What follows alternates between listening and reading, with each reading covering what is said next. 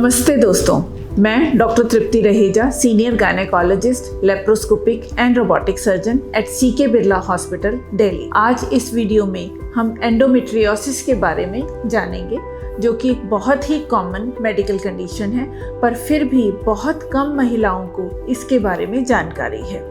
हम ये भी जानेंगे कि कैसे रोबोटिक सर्जरी की हेल्प से एंडोमेट्रियोसिस को ट्रीट किया जाता है। तो सबसे पहले हम समझते हैं कि एंडोमेट्रियोसिस क्या होता है। यूट्रस की सबसे इनर लाइनिंग, बिल्कुल अंदरूनी परत को एंडोमेट्रियम कहा जाता है। ये एंडोमेट्रियम हार्मोन्स के प्रभाव से हर महीने विकसित होती है, ग्रो करती है और फिर पीरियड के साथ शेड हो जाती है। कभी कभी कुछ महिलाओं में इस एंडोमेट्रियम का कुछ टिश्यू यूट्रस के बाहर पेल्विक कैविटी में जगह जगह चला जाता है और फिर हार्मोन्स के प्रभाव से यूट्रस के अंदर की एंडोमेट्रियम के साथ साथ यूट्रस के बाहर का टिश्यू भी ग्रो करता है और उसमें भी ब्लीडिंग होने लगती है। अब इस ब्लीडिंग को बाहर निकलने का कोई रास्ता नहीं होता है, तो जगह जगह पेल्विक कैविटी में ये ब्लीडिंग इकट्ठा होने लगती है।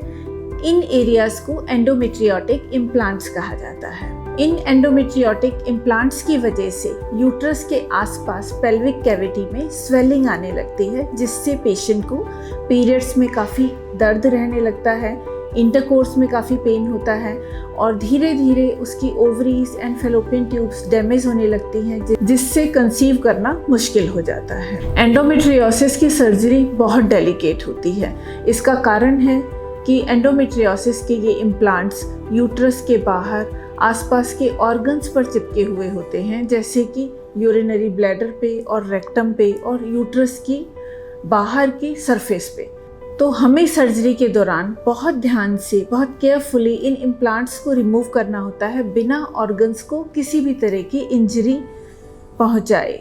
रोबोटिक सिस्टम से हमें एक 3 डायमेंशनल विज़न मिलता है, जिससे ये एंडोमेट्रियोटिक इम्प्लांट्स बहुत क्लियरली दिखाई देते हैं और प्लस इसमें बहुत ही एडवांस इंस्ट्रूमेंट्स का इस्तेमाल होता है, जिससे इन इम्प्लांट्स को केयरफुली रिमूव करना पॉसिबल हो पाता है। अब हम समझते हैं कि रोबोटिक टेक्निक से एंडोमेट्रियोसिस की सर्जरी किस तरह से की जाती है। ये सर्जरी जनरल एनेस्थीसिया में की जाती है, मीन्स पेशेंट को कम्प्लीटली बेहोश किया जाता है।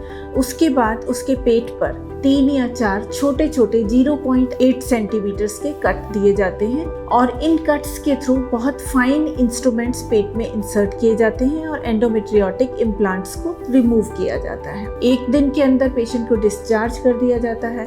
Within a week patient light activity start कर सकते हैं और विदिन 2 वीक्स पेशेंट अपनी नॉर्मल रूटीन में वापस आ जाते हैं। रोबोटिक टेक्निक से एंडोमेट्रियोसिस की सर्जरी पर्टिकुलरली उन महिलाओं के लिए बहुत यूजफुल है जिनमें मल्टीपल ऑर्गन्स का इन्वॉल्वमेंट हो, जिसमें रेक्टम और यूरिनरी ब्लैडर भी डिजीज से अफेक्टेड हो, या फिर जिसमें प्रीवियस सर्जरी फेल हो चुकी हो, या डीपली इन्फिल्ट्रेटिंग एंडोमेट्रियोसिस। आपके केस में किस तरह से सर्जरी परफॉर्म की जाएगी, ये प्रॉपर इवैल्यूएशन के बाद ही डिसाइड किया जाता है। तो दोस्तों, अगर आप या आपकी कोई फ्रेंड एंडोमेट्रियोसिस से सफ़र कर रही हैं और सर्जिकल ऑप्शंस को डिस्कस करना चाहती हैं, तो कमेंट बॉक्स में ज़रूर लिखें। मिलते हैं अगले वीडियो में। Thank you and take care.